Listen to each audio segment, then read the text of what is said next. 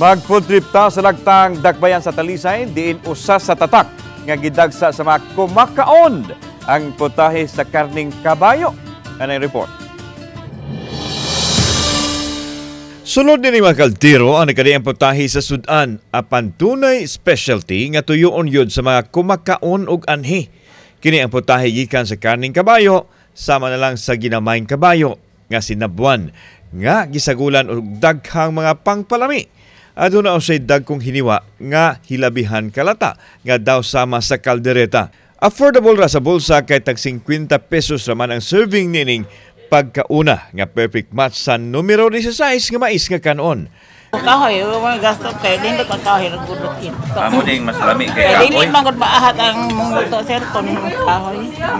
Busa dili ikahibong nga dayuhon kini sa mga tawo gikan sa uban pang mga lungsod. Kung say feeling nga nagkaon ta kabayo. Ay, kuan ngayo. Energetic kayo. Maniba. Palipa gid. Lami may kabayo. Andal ba? Andal ko kabayo. Ana, mo na nimo hananda. Ba dire na permitting ko dire. Kaya lami kayo. 30 ka tuig na nga gidalit ni Manang Luzminda ang specialty nilang kabayo, diin siguraduhon nilang adunay mapalit bisan maabot pa sila sa laing dapit kay maoman kini ang pinangita sa ilang mga suki. Asa man pud mo kuan mamalit aning kabayo duno. Sa kuan man talongon o sa ere dire sa kuan kanang dulho. So kuan gyud mo kun at least doon na gyud may lutong kabayo every day. Sa jud kadalaw sige nami pundo dito kabayo sir mga 5 ka buok. Humok sa kayo no.